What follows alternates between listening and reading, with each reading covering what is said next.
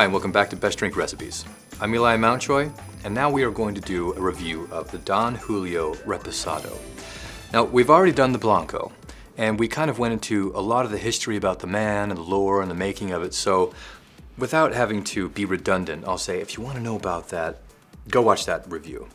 Instead, we're going to take this to the next level and talk about what makes this Reposado in particular special, besides all of the production methods and the extra extents that he went to, of course he being the man Don Julio, to make this agave spirit what it is. That said, what distinguishes the Reposado from the Blanco is being aged in a barrel, just like whiskey or anything else like that. So it's special because what that does is rounds out the spirit.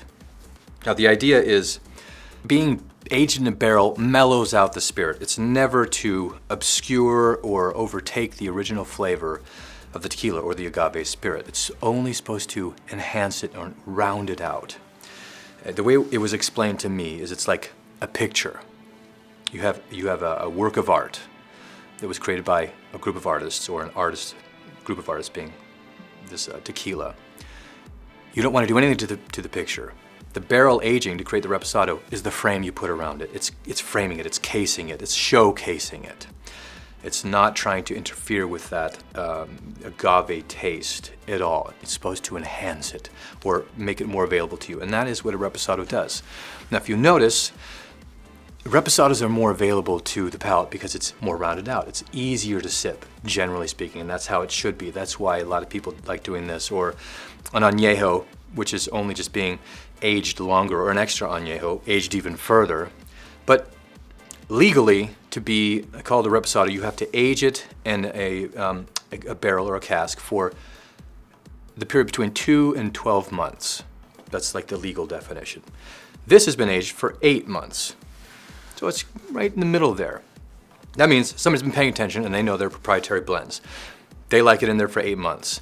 Now most people use the American white oak because it has a distinct flavor. They're usually used so they don't impart too much of the wood flavor to it. They're just rounding out the edges. But it's also, you'll find some people will use like a sherry or a cognac or a wine cask, and that imparts different things.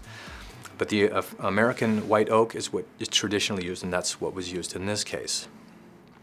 Now, without further ado, I mean, there's a lot of things to be able to talk about this, but Don Julio it's kind of legendary when it comes to tequilas. Everybody knows about it. What I'm interested in doing is opening it up and letting it speak for itself. I feel like in this particular instance, I'm more like a medium, and this spirit is going to speak to you through me. So let's just go with that. I'm gonna open this now.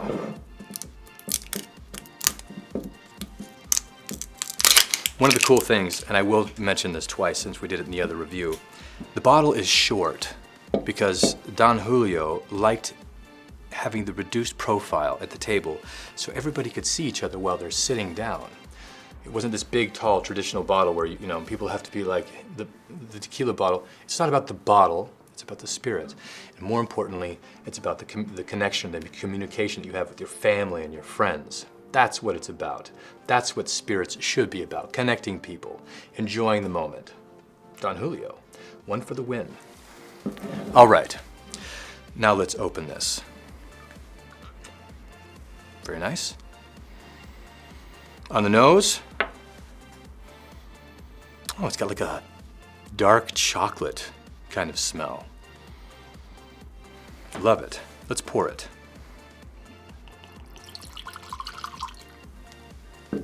You can see this is a light golden.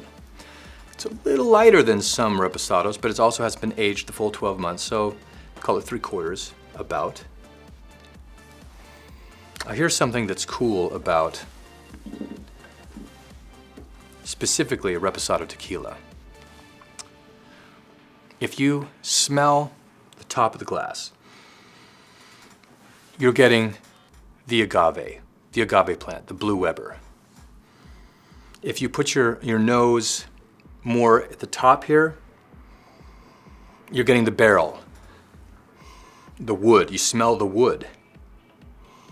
And you actually do. You smell the wood. If you put your nose all the way in, that's the spirit. So you're getting 3 levels. Now that just goes to show you that there is a complexity that happens when you age the spirit. It actually takes on a new form, and that's why they call it the frame to the picture. So what the barrel aging really offers is a 3 or even 4-dimensional aspect, to where you just being a 2-dimensional cartoon character to a 3 or 4D. It would be cool if it was even a 6th-dimensional character, but I'm not even sure I could conceive of such a thing. But if it were, it might be found in the spirit. Now, the more I smell this, the more I'm picking up the notes of that dark chocolate we mentioned earlier, even a vanilla, like a nutty, dried fruit, light cinnamon. Enough with the smell. On with the main show, the taste.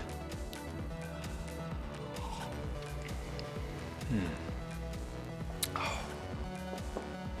It's really nice. It's very mellow, it's very gentle, it's very even. It's really, it's not gripping at all, it just eases itself onto you. Well, this is a beautiful spirit. I get a very silky wash, a very smooth finish. I'm getting apple, kind of like a baked apple. There's a little bit of allspice in there, and that would come from probably the wood in the aging process.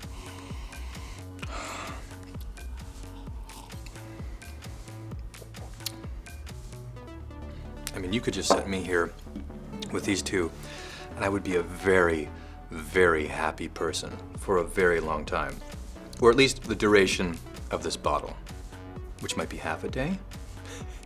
I probably couldn't do that, nor should any of you. But the point is, this is very smooth, it's very silky. I mean, if you're gonna sit here and sip on a spirit, this is incredible.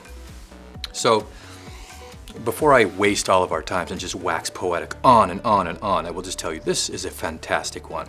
You want to put it on the rocks, you want to do a dash of mole bitters, the dark chocolate Aztec bitters, whammo. This also is such a fine tequila. It's going to evenly blend itself into numerous cocktails, of which we will make a couple for you guys. And if you want to see some of those, you can find them here, here, or there. Now, like I said, we could go on and on about how lovely this is and how amazing it is. But in the meantime, what you could do, if you like seeing this and you want to see more of us, subscribe, comment, let us know. What do you think? Do you want to see more of this? You want to see us make a concoction of that? Let us know. We'd love to hear from you guys. We'd love to respond back. And if you want to see some of the cocktails that we're going to make using this spirit, find them here, here, or there. In the meantime, I'm going to finish what I've begun. So, thank you for watching us. We appreciate it. I'm Eli Mountjoy. This is Best Drink Recipes, and we look forward to seeing you guys at the next drink.